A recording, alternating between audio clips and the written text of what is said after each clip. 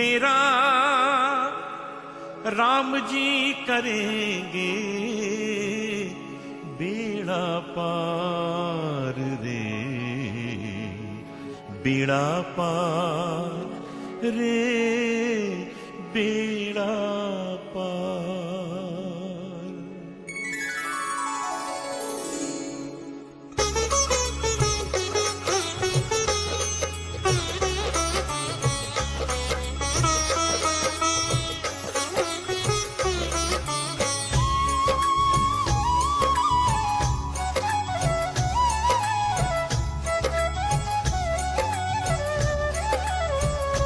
तेरा राम जी करेंगे बेड़ा पार, उदासी मन काहे को करे। तेरा राम जी करेंगे बेड़ा पार, उदासी मन काहे को डरे। काहे को डरे रे, काहे को डरे, काहे को डरे, काहे को डरे रे, काहे को डरे। तेरा राम जी करेंगे बेड़ा पार, उदासी मन काहे को करे। तेरा साईं जी करेंगे बेड़ा पार, उदासी मन काहे को करे। तेरा राम जी करेंगे बेड़ा पार, उदासी मन काहे को डरे।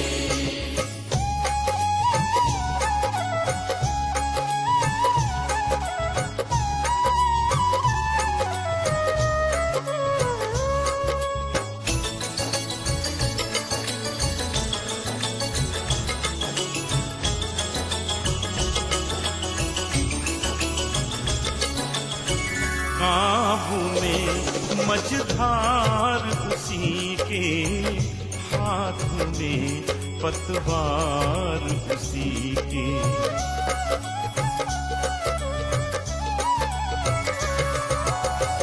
काबू में मझधार उसी के, हाथ में पतवार उसी के। तेरी हार भी नहीं है तेरी हार, उदासी मन काहे को करे।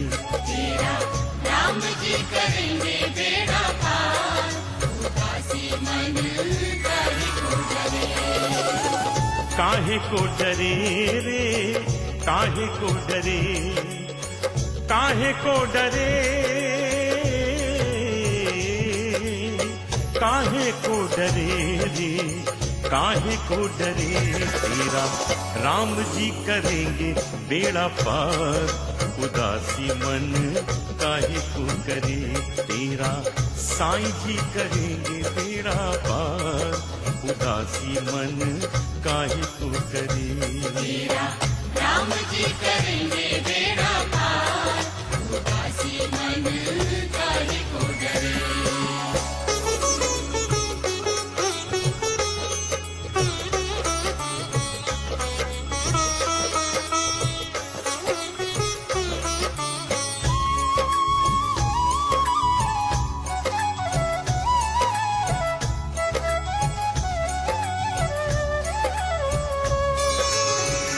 नैया तेरी राम हवाले, लहर लहर हरि आप संभाले।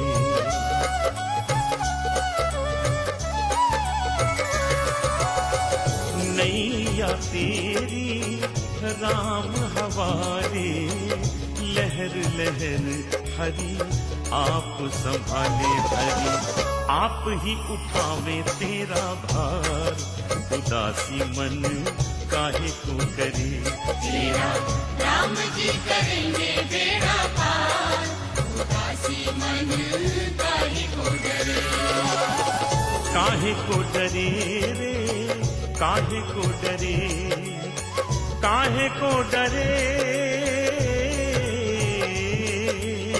काहे को डरे रे, काहे को डरे।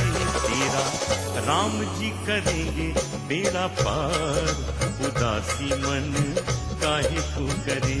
तेरा साईं जी करेंगे बेड़ा पार, उदासी मन काहे को करे।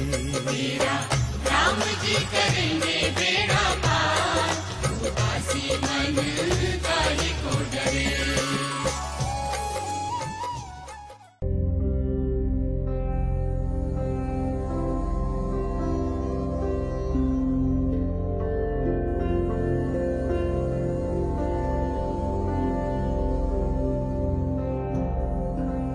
जय श्री कृष्ण, जय श्री राधे।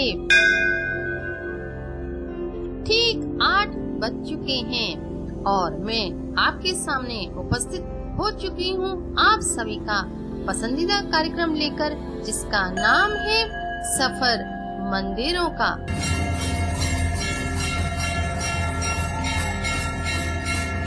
तो सबसे पहले आप सभी का इस शो में बहुत बहुत स्वागत है। मित्रों, आप सभी कैसे हैं?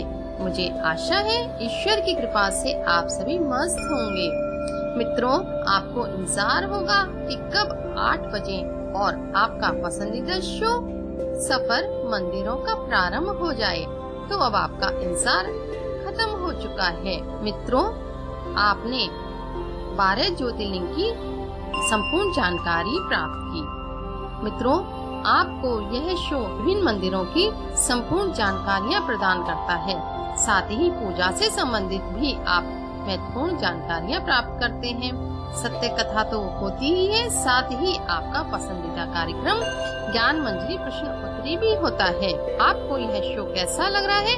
अपना फीडबैक आप जरूर देते रहिए।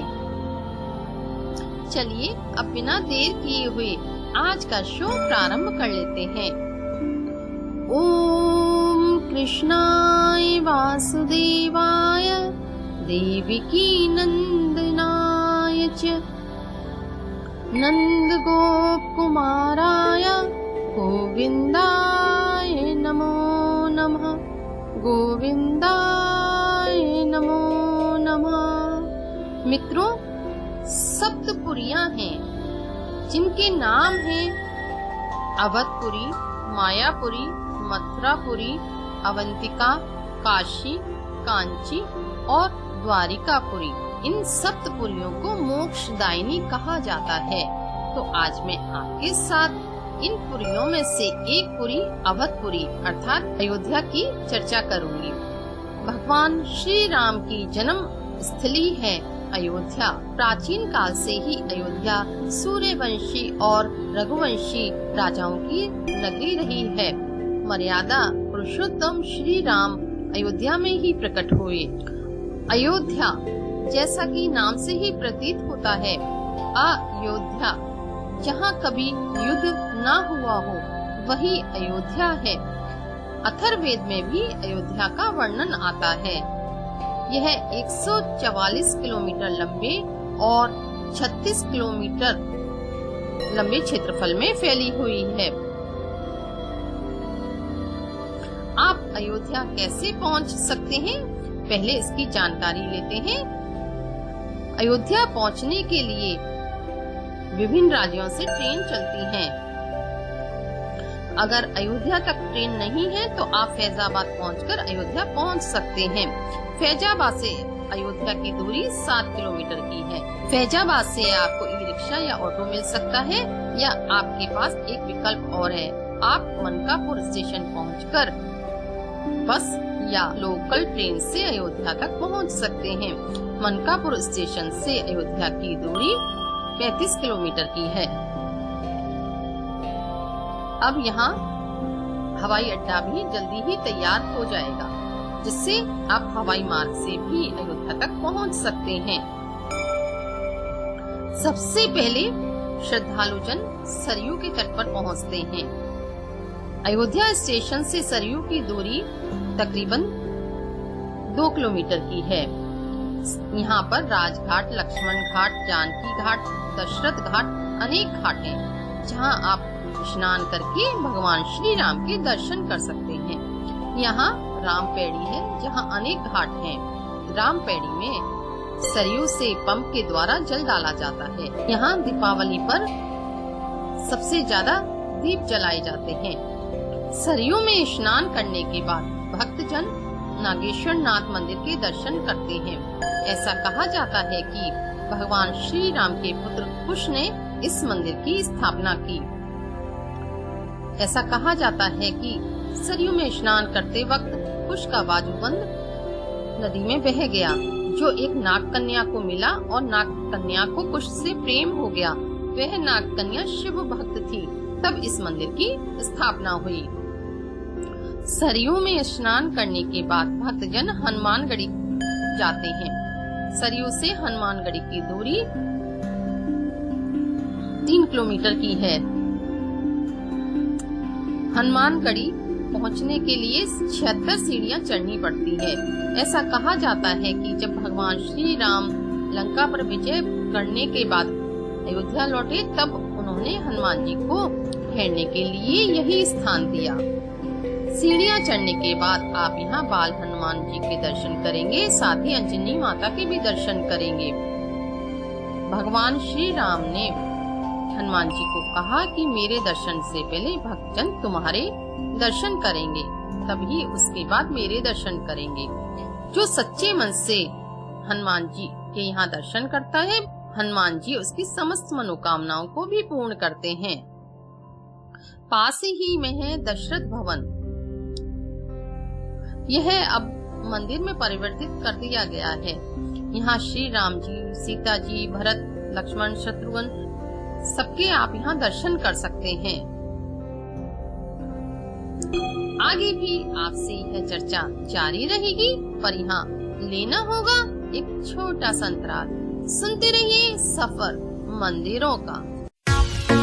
प्रभु श्री राम की नगरी में जो भी आया वो धन्य हो गया।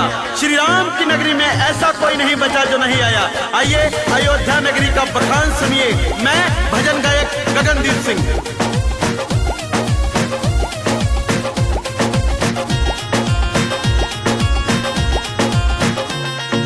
दुनिया में पावन अयोध्या धाम है, दुनिया में पावन अयोध्या धाम है, जहाँ पे चलता श्री राम का नाम है।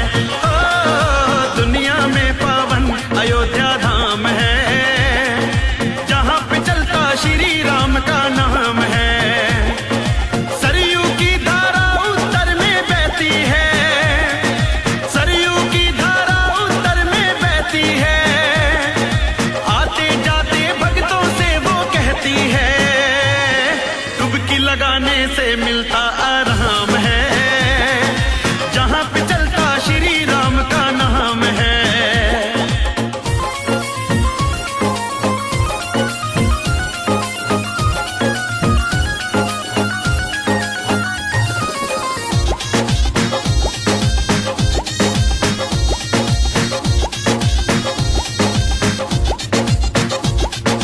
बगल में गोंडा, बगल में बस्ती, बाराबंकी है, जहाँ पे प्यारे प्यारे छोटे छोटे मंकी हैं।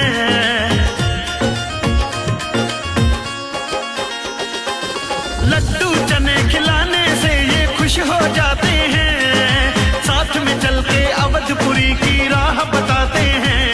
हनुमानगढ़ी में बैठे मेरे हनुमान हैं, हनुमानगढ़ी में बैठे मेरे हनुमान हैं, जहाँ पे चलता श्री राम का नाम है। ओ दुनिया में पावन अयोध्या धाम है, दुनिया में पावन अयोध्या धाम है, जहाँ पे चलता श्री राम का नाम है। जय हो।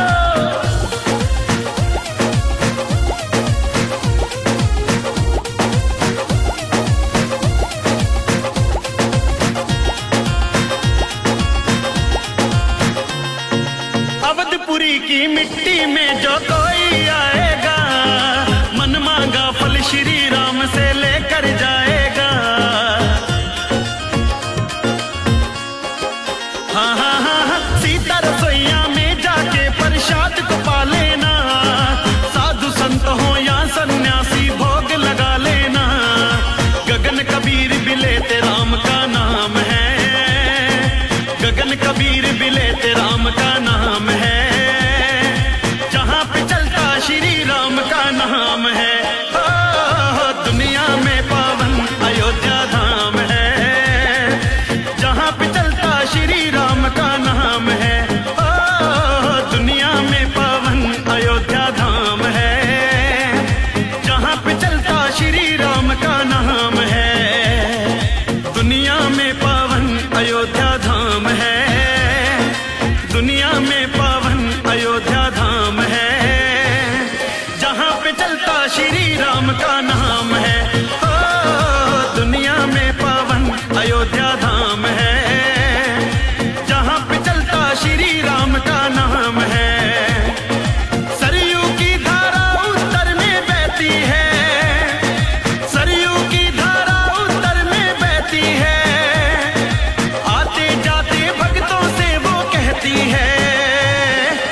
डुबकी लगाने से मिलता आराम है, जहाँ पे चलता श्री राम का नाम है।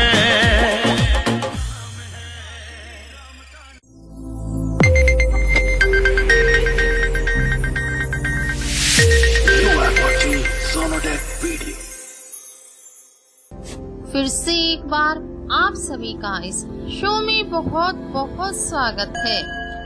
मैं हूं आपके साथ आरजे अलका अग्रवाल और आप सुन रहे हैं अपना पसंदीदा शो सफर मंदिरों का। मित्रों, आज आप जानकारी ले रहे हैं सप्तपुरियों में से एक पुरी अवधपुरी की अर्थात अयोध्या की। भगवान श्री राम की जन्म स्थली है अयोध्यापुरी। इससे धरती का स्वर्ग कहा जाता है। ऐसा कहा जाता है इस अयोध्या को मनु द्वारा बसाया गया। और ऐसा भी कहा जाता है कि जैन तीर्थंकरों में से यहाँ 5 तीर्थंकर भी अवतरित हुए। दशरथ भवन में राजा दशरथ वास करते थे। दशरथ भवन के दर्शन करने के बाद भक्तजन कनक भवन के दर्शन करते हैं। दशरथ भवन से कनक भवन की दूरी तकरीबन 200 मीटर की है। यह कनक भवन बहुत ही आकर्षक मंदिर है। वास्तुकला यहाँ देखते ही बनती है। यहाँ भगवान श्री राम और माता जानकी गर्भगृह में विराजित हैं और स्वर्ण मुकुट को धारण किए हुए हैं। यह इसे सोने का महल भी कहा जाता है। ऐसा कहा जाता है कि भगवान श्री राम की माता कैकेयी ने माता सीता को विवाह के समय इसको मुंह दिखाई में उपहार के रूप में दिया था। भक्तजन कनक भवन के दर्शन करने के बाद भगवान श्री राम की जन्म स्थली के दर्शन करते हैं। यह मंदिर प्रातः काल 7 से 11 बजे तक, दोपहर 1 बजे से 5 बजे तक खुलता है। इस समय भक्तजन दर्शन कर सकते हैं। प्राचीन काल में बाबर ने इस मंदिर को तुड़वाकर मस्जिद बनवा दी थी, पर वर्तमान में अब भगवान श्री राम की मूर्ति यहाँ स्थापित है। पास ही में कोप भवन, रंग महल, रतन सिंहासन, साक्षी गोपाल, पवित्र तीर्थंकर आदि मंदिरों के भी आप दर्शन कर सकते हैं। यहाँ मणि पर्वत भी है। ऐसा कहा जाता है जब हनुमान जी संजीवनी बूटी लेकर लौट रहे थे, तब अयोध्या के ऊपर से निकल रहे थे, तब भरत को लगा कि कोई अयोध्या पर आक्रमण करने आ रहा है। तब भरत जी ने एक तीर चलाया और हनुमान जी पर्वत के सहित नीचे आ गए। ऐसा कहा जाता है कि उस पर्वत का एक टुकड़ा यहाँ गिर गया, अब जिसे मणि पर्वत कहा जाता है। ऐसा कहा जाता है यहाँ पर मणि पर्वत पर चढ़ने के बाद आप संपूर्ण अयोध्या का दर्शन कर सकते हैं। अवधपुरी के दर्शन करने के बाद हिंदू होने पर हमें गर्व होता है, तो आप सप्तपुरियों में से एक पुरी अवधपुरी के दर्शन अवश्य करें। वैसे तो अयोध्या में तकरीबन 5000 से भी ज्यादा मंदिर हैं, पर आप 2-3 दिन के लिए आए हैं तो इन प्रसिद्ध मंदिरों के आप यहाँ दर्शन कर सकते हैं। आगे भी आपसे यह चर्चा जारी रहेगी, पर यहाँ लेना होगा छोटा सा अंतराल। सुनते रहिए सफर मंदिरों का।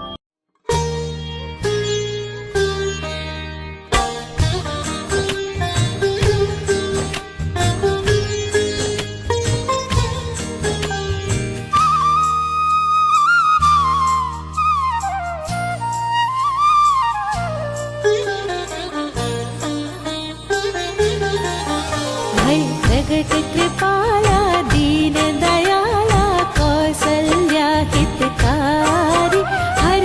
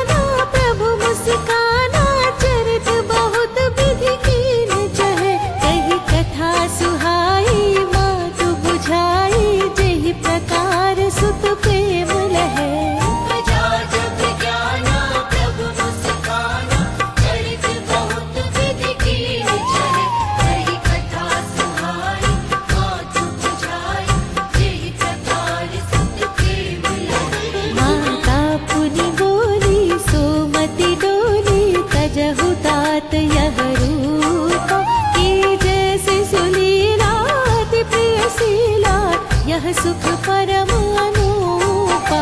माता पुनि बोली सोमति डोली गजमुताति यह रूपा।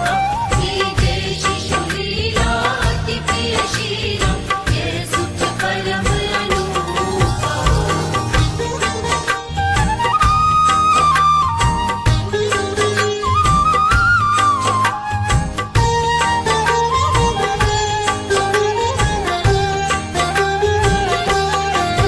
सुनि बचन सुजाना रोदन ठाना होई बालक सुरभूपा। यह चरित जिगावहि हरि पद पावहि ते न परहि भवकूपा। सुनि वचन सुजाना रोदन ठाना होई बालक सुरभूपा।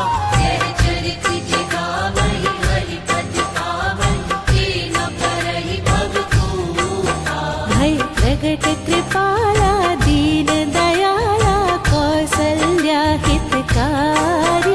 हर्षित महतारी मुनि मनहारी अद्भुत रूप विचारी। भय प्रगट कृपाला दीन दयाला कौशल्या हितकारी। हर्षित महतारी मुनि मनहारी अद्भुत रूप विचारी।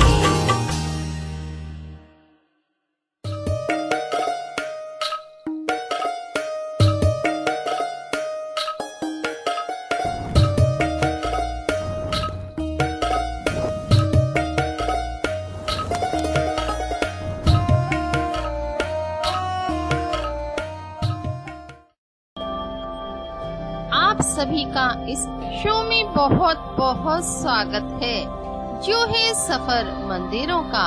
और मैं हूँ आपके साथ आरजे अलका अग्रवाल। तो मित्रों, आपने अवधपुरी की संपूर्ण जानकारी प्राप्त की। अब आपको इंतजार होगा कि कथा सुनाई जाए। तो आपके इंतजार को खत्म करते हुए आइए प्रेम भाव से सुनते हैं यह सत्य कथा, जो आपको भाव विभोर करने से रोक नहीं पाएगी। यह बात तकरीबन 40 वर्ष पुरानी है। वृंदावन में एक संत फिरा करते थे, जिन्हें सब लोग जज साहब कहा करते थे। उन्हें कोई स्वामी साधु संत नहीं कहा करता था, सब जज साहब कहा करते थे। तब एक किसी भक्त ने पूछ लिया कि इनको जज साहब क्यों कहा जाता है। तब दूसरे भक्त ने बताया कि यह दक्षिण भारत के एक शहर में जज थे। पास ही गांव में एक केवट रहा करता था। वह बहुत सरल था। कुछ भी उससे पूछते कि केवट यह कैसे होगा, तो कहता रघुनाथ जी जाने, अर्थात श्री राम जी जाने। वह राम जी का भक्त था। उसकी सरलता को देखकर लोगों ने उसका नाम भोला रख दिया। अब एक समय ऐसा आया, केवट के पास 2 बेटे एक बेटी थी। केवट को अपनी बेटी का विवाह करना था, पर उसके पास पर्याप्त धन नहीं था। तो उसने उसी गांव के एक साहूकार से विवाह के लिए 200 रुपए उधार लिए और ब्याज सहित देने का वादा किया। बेटी का विवाह धूमधाम से हो गया। उसके बाद केवट रघुनाथ जी के मंदिर में आकर रहने लगा और बेटों ने कहा कि वह सब धन साहूकार को चुका देंगे। और बेटों ने धन को अर्जित किया और अपने पिता को दिया कि आप इसे साहूकार के पास दे आइए। तो वह केवट साहूकार के पास वह धन देने गया जो उसने उधार लिया था। साहूकार ने एक रसीद लिखी और बोला, इसे पढ़ लो। केवट बोला कि मैं तो पढ़ नहीं सकता, जो आपने लिखा है वही ठीक होगा। तो साहूकार के मन में कुछ पाप आ गया। तो उसने कहा, ये रसीद मुझे दो और पानी लेकर आओ। केवट पानी लेने गया तो साहूकार ने रसीद को बदल दिया। उस रसीद को अपनी अलमारी में रख दिया और दूसरी रसीद उसे पकड़ा दी। केवट तो भोला था, वह रसीद लेकर मंदिर पहुंच गया और रघुनाथ जी के चरणों में उसे अर्पित कर दिया। सेठ जी ने उस केवट के खिलाफ मुकदमा दर्ज कर दिया और यह मुकदमा इन्हीं जज साहब की अदालत में आया। जज साहब ने केवट और सेठ जी को बुलवाया और केवट से पूछा, क्या तुमने पूरा पैसा चुका दिया? उन्होंने कहा, जी हजूर, मैंने पूरा पैसा चुका दिया। तो बोले, उसकी कोई रसीद? तो केवट ने वही रसीद जज साहब को दिखा दी जो सेठ जी से मिली थी और रघुनाथ जी के मंदिर में रख दी थी। पर जज साहब को उस रसीद को देखकर ऐसा नहीं लगा कि कुछ उसमें ऐसा लिखा है कि पैसा चुका दिया। तो जज साहब ने बोला, जब तुम्हें ये रसीद दी गई उस समय तुम दोनों के अलावा कोई और भी था? तब केवट ने कहा, रघुनाथ जी थे। अब जज साहब तो सोचे कि रघुनाथ जी किसी व्यक्ति का नाम होगा, तो जज साहब ने केवट को और सेठ जी को जाने को कहा और रघुनाथ जी के नाम समन जारी कर दिया। वह समन लेकर चपरासी उस गांव में पहुंचा। सबसे पूछने लगा, रघुनाथ कहाँ रहते हैं, रघुनाथ कहाँ? पर कोई बताए नहीं कि रघुनाथ जी कहाँ रहते हैं, रघुनाथ कहाँ हैं, क्योंकि रघुनाथ नाम का वहाँ कोई व्यक्ति नहीं था। फिर एक व्यक्ति ने बताया कि यहाँ रघुनाथ जी का मंदिर है, वहाँ चले जाओ। तो वह चपरासी जैसे ही मंदिर में पहुंचा तो वहाँ पुजारी बैठे हुए मिले। तो उन्होंने कहा, रघुनाथ जी यहीं रहते हैं? उन्होंने कहा, यही मंदिर है। तो उन्होंने कहा, उनके नाम यह सम्मन आया है। चपरासी आश्चर्य में पड़ गया। रघुनाथ जी के लिए तो फल आते हैं, फूल आते हैं, पोशाक आती है, आज सम्मन भी आ गया। तो पुजारी ने उस पर हस्ताक्षर कर दिए और चपरासी चला गया। अब पुजारी ने उस सम्मन को रघुनाथ जी के चरणों में रख दिया। कहा, प्रभु, आपके लिए तो फल, फूल, पोशाक और न जाने क्या क्या आता है, आज आपके लिए सम्मन भी आ गया। तभी केवट पुजारी जी से मिला और सारी बात बताई। तब पुजारी जी ने कहा, केवट, तुमने रघुनाथ जी का नाम क्यों ले दिया? तो केवट बोला कि रघुनाथ जी तो सब जगह हैं, जब वो यहाँ हैं तो वो वहाँ भी थे, इसलिए मैंने नाम ले दिया। अब वो दिन आ गया जिस दिन अदालत में जज साहब ने केवट और रघुनाथ जी को भी बुलाया था। पुजारी जी ने कहा, केवट, तुम समय से पहुँचो, रघुनाथ जी भी पहुँच जाएंगे। पुजारी जी ने प्रातः काल रघुनाथ जी को स्नान कराया, भोग आदि लगाए, अच्छी पोशाक पहनाई और कहा, रघुनाथ जी, उस केवट का आपके अलावा कोई भी नहीं है, आप अवश्य ही जाना। अब अदालत में आवाज लगाई गई कि रघुनाथ हाजिर हो, हाजिर हो, हाजिर हो। चाल लटपटी सी। तभी एक वृद्ध व्यक्ति लाठी टेकते हुए आ रहा है और इशारा कर रहा है। चाल लटपटी सी एक वृद्ध की झुकी सी देह है, दुपट्टी फटी, शीश बंदी धर धाए हैं, हाथ महू लकुटी, हाथ महू लकुटी, पड़ी गल माल तुलसी, माथे पर रोरी चारू चंदन चढ़ाए हैं, साहब के सामने विनीत चपरासी के साथ रघुनाथ जी गवाह बन आए हैं, रघुनाथ जी गवाह बन आए हैं। वह वृद्ध लाठी टेकता हुआ अदालत पहुंच गया। तब जज साहब ने पूछा कि रघुनाथ, तुम उस वक्त थे जब सेठ जी ने केवट को रसीद दी? तब रघुनाथ जी बोले, सेठ जी के मन में बेईमानी आ गई और सेठ जी को यहाँ रोका जाए और इनके घर पर भेजकर उस अलवारी से वह रसीद लाई जाए। ऐसा ही हुआ। चपरासी को भेजा गया और रसीद मंगाई गई। तब जज साहब ने पढ़ा तो वो रसीद बिल्कुल सही थी और रघुनाथ जी तो गवाही देकर वहाँ से चले गए। फिर जज साहब ने केवट को अपने चैम्बर में बुलाया और पूछा।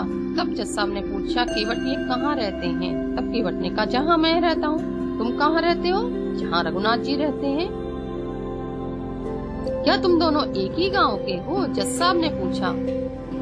बोले हाँ, हम एक ही गांव में रहते हैं। तो ये कहाँ रहते हैं? तब केवट बोला कि पढ़े लिखे लोग नहीं समझेंगे, इनका मंदिर है और ये मंदिर में रहते हैं। तब जज साहब की आंखों से अश्रुधार बह निकली। बोले आज साक्षात भगवान राम मेरी अदालत में खड़े होकर गवाह दे रहे हैं, जिनकी अदालत में हम सबको जाना है। और उसी समय वह जज साहब वहां से इस्तीफा देकर वृंदावन आ गए और वृंदावन आकर भगवान के भक्त बन गए।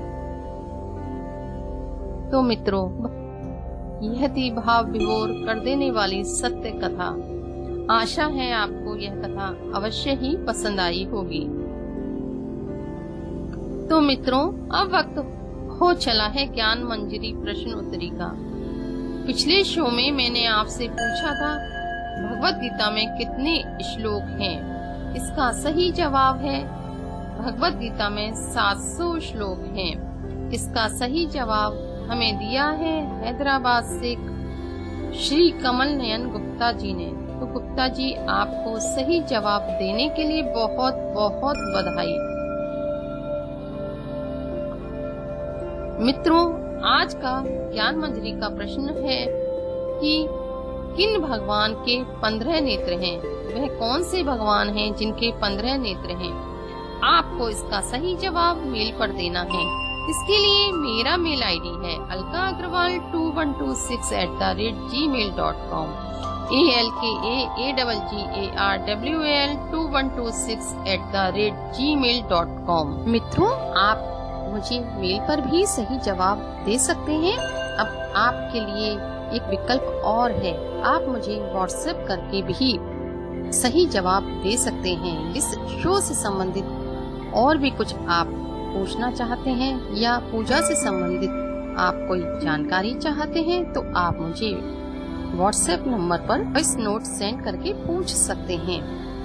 इसके लिए मेरा व्हाट्सएप नंबर है 09650265204। नंबर पुनः दोहरा देती हूँ 09650265204। मुझे आशा है आप इसका सही जवाब अवश्य ही देंगे। मित्रों, आपको आज का शो कैसा लगा? अपना फीडबैक www.radioudan.com पर देना ना भूलिए। अगर किसी वजह से आपका आज का शो मिस हो गया है तो आप इसे कल यानी शनिवार को दोपहर 3 बजे से पुनः सुन सकते हैं। आप सफर मंदिरों का इस शो को YouTube पर सर्च करके भी सुन सकते हैं। तो मित्रों, अब आपसे विदा लेने का वक्त आ चुका है। इसी वादे के साथ अगले शुक्रवार ठीक 8 बजे एक नई मंदिर की जानकारी के साथ आपसे पुनः मुलाकात होगी। तब तक के लिए जय श्री कृष्ण, जय श्री राधे। सुनते रहिए रेडियो उड़ान, ए फ्लाइट ऑफ लाइफ। जय सिया राम। प्रेमी जनों, श्री रामचरितमानस की यह 8 चौपाइयाँ आप अपने घर में भाव और श्रद्धा से नित्य पढ़िए, नित्य इसका पाठ कीजिए। आपके घर में दरिद्रता कभी नहीं आएगी। पूज्य संतों से सुना है कि परम पूज्य संत श्री डोंगरे जी महाराज कहा करते थे कि रामचरितमानस की इन 8 चौपाइयों का जिस परिवार में नित्य पाठ होता है उस परिवार में अमीरी कितनी आएगी यह तो नहीं कह सकते, पर उस परिवार में दरिद्रता कभी प्रवेश नहीं करेगी। यह 8 चौपाइयाँ रामचरितमानस के श्री अयोध्या कांड के शुरू में ही हैं। अयोध्या कांड का प्रथम दोहा है, श्री गुरु चरण सरोज रज निज मनु मुकुर सुधारि, बरनऊ रघुबर बिमल जसु जो दायक फल चारि। इसके बाद जो शुरू होती हैं चौपाइयाँ, जब ते राम ब्याह घर आए, यहाँ से लेकर के राम रूप गुण सील सुभाव यहाँ तक 8 चौपाइयों का निरंतर पाठ करिए। 2 या 2.5 मिनट में यह 8 चौपाइयां पूर्ण हो जाएंगी। निश्चित रूप से भगवान श्री राम की कृपा से आपके घर में दरिद्रता कभी नहीं आएगी। भगवान श्री राम की कृपा प्राप्त होगी। तो आइए हमारे साथ इन 8 चौपाइयों का पाठ कीजिए, गायन कीजिए। सिया राम जय जय राम, राम सिया राम जय जय राम। हो जब ते राम ब्याही घर आए, नित नव मंगल मोद बधाए। सिया राम जय जय राम, राम सिया राम जय जय राम। हो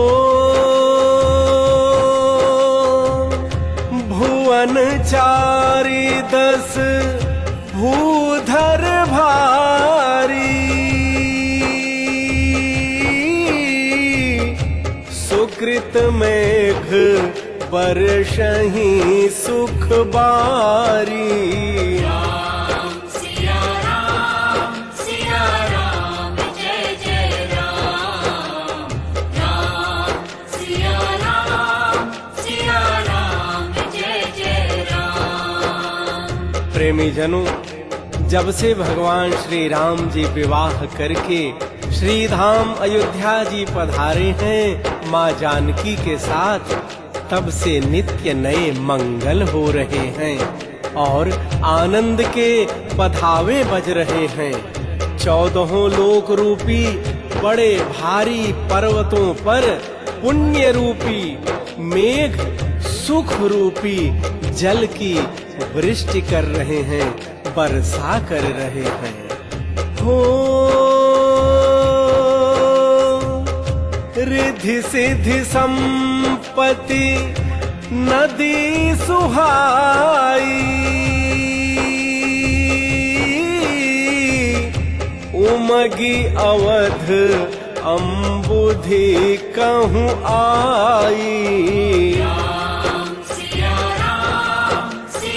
राम जय जय राम, राम सिया राम जय जय राम। हो मणिगण पुर नर नारी सुजाति, सुचि अमोल सुंदर सब भांति। सिया राम जय जय राम, राम सिया राम जय जय राम। भक्तजनों, रिद्धि सिद्धि और संपत्ति रूपी सुहावनी नदियां उमड़ उमड़ कर अयोध्या रूपी समुद्र में आ मिली। नगर के स्त्री पुरुष अच्छी जाति के मणियों के समूह हैं, जो सब प्रकार से पवित्र, अमूल्य और अति सुंदर हैं, सुंदर हैं। हो कहीं न जाई कछु नगर विभूति, जनु एतनीय बिरंची करतूती। सिया राम जय जय राम, राम सिया राम जय जय राम। हो सब विधि सब पुर लोग सुखारी, रामचंद्र मुख चंदो निहारी।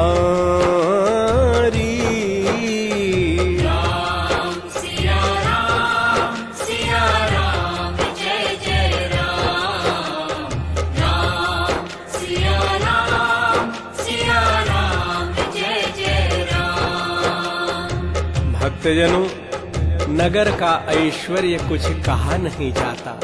ऐसा जान पड़ता है कि मानो ब्रह्मा जी की कारीगरी बस इतनी ही है। सब नगर निवासी भगवान श्री रामचंद्र जी के मुख चंद्र को देखकर सब प्रकार से सुखी हैं, प्रसन्न हैं और भगवान के चंद्र स्वरूप मुखारविंद को देख रहे हैं।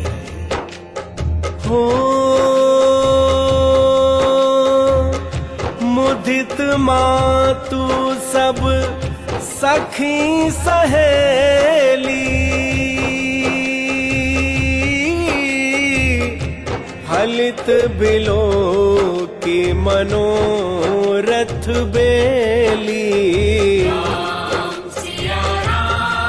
सिया राम जय जय राम, राम सिया राम जय जय राम। हो राम रूप गुण सीलु सुभाऊ, प्रमुदित होई देखी सुनिराऊ। सिया राम जय जय राम, राम सिया राम जय जय राम। भक्तजनों, श्री धाम अयोध्या जी में सब माताएं और सखी सहेलियां अपने मनोरथ रूपी बेल को फली हुई देखकर आनंदित हो रही हैं, अर्थात आनंदित हैं।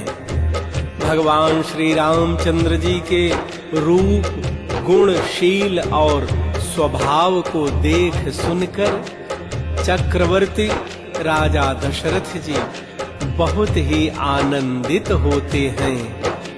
भगवान श्री राम इस प्रकार श्री अयोध्या धाम में माता जानकी के साथ अपने महल में विराजित हो रहे हैं, सुशोभित हो रहे हैं। श्री रामचरितमानस की यह 8 चौपाइयां आपके जीवन को सर्वथा सदैव मंगल करेंगी। कल्याण मस्तु। जय सिया राम। सिया राम जय जय राम, राम सिया राम जय जय राम, राम सिया राम जय जय राम।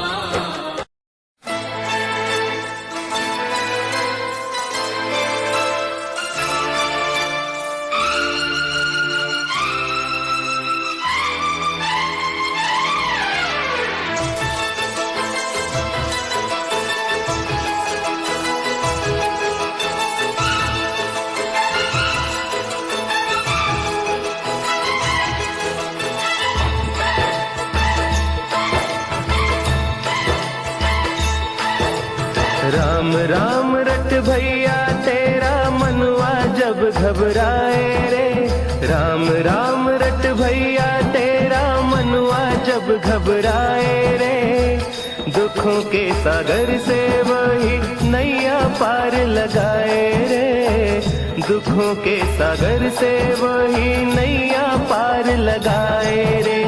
राम राम रट भैया तेरा मनवा जब घबराए रे, राम राम रट भैया तेरा मनवा जब घबराए रे, दुखों के सागर से वही नैया पार लगाए रे, दुखों के सागर से वही नैया पार लगाए रे।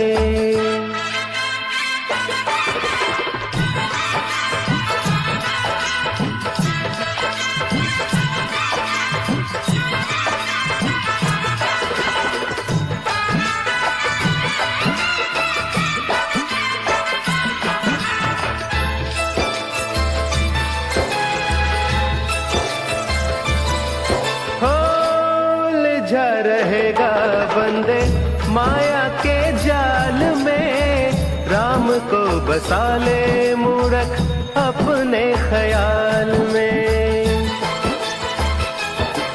ओ उलझा रहेगा बंदे माया के जाल में, राम को बसा ले मूर्ख अपने ख्याल में।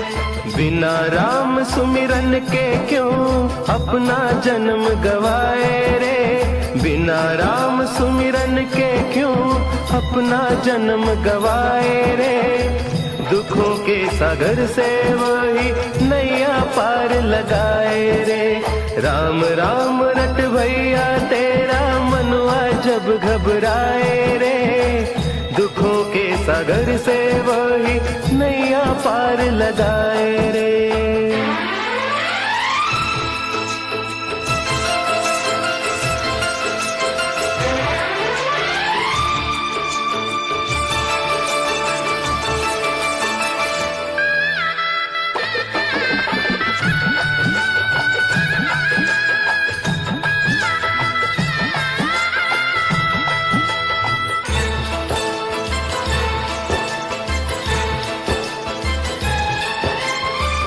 खाली हाथ आया है तू खाली हाथ जाएगा, राम में रमेगा तो ही राम धन पाएगा।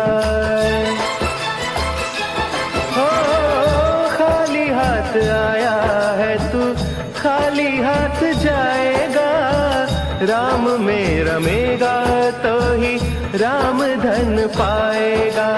सेवा भाव से मांगे तो मन मांगा वो पाए रे, सेवा भाव से मांगे तो मन मांगा वो पाए रे। दुखों के सागर से वो ही नैया पार लगाए रे। राम राम रट भैया तेरा मनवा जब घबराए रे, दुखों के सागर से वो ही नैया पार लगाए रे। राम राम रट भैया तेरा मनवा जब घबराए रे, दुखों के सागर से वही नैया पार लगाए रे। दुखों के सागर से वही नैया पार लगाए रे।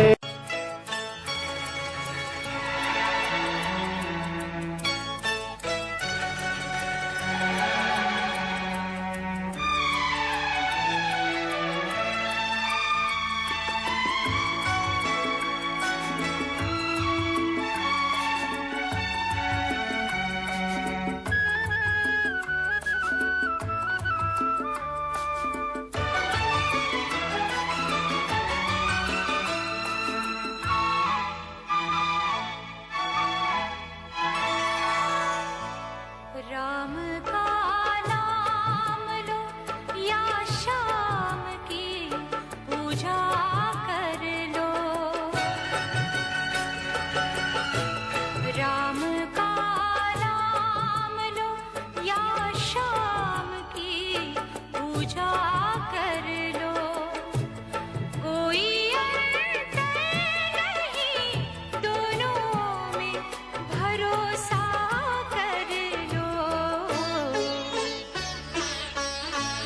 राम का नाम लो या शाम की पूजा कर लो। कोई अंतर नहीं दोनों में भरोसा कर लो। राम का नाम लो या शाम का।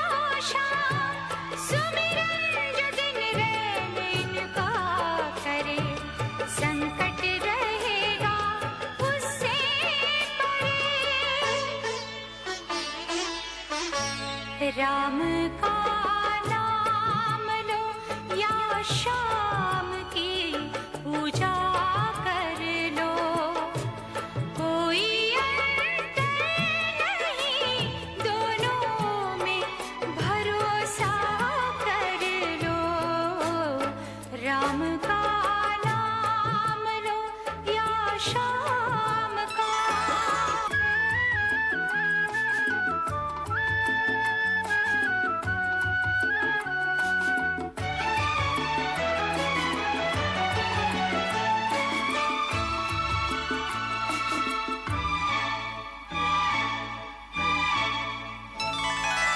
राघव ने रावण का तोड़ा है मान, माधव ने छीने हैं कंस के प्राण। राघव ने रावण का तोड़ा है मान, माधव ने छीने हैं कंस के प्राण। एक तो बिरज में माखन चुराए, दूजे ने शबरी के पेड़ खाए। राम का नाम लो या शाम की पूजा कर लो। राम का नाम लो या शाम की पूजा कर लो। कोई अंतर नहीं दोनों में, भरोसा कर लो। राम का नाम लो या शाम की पूजा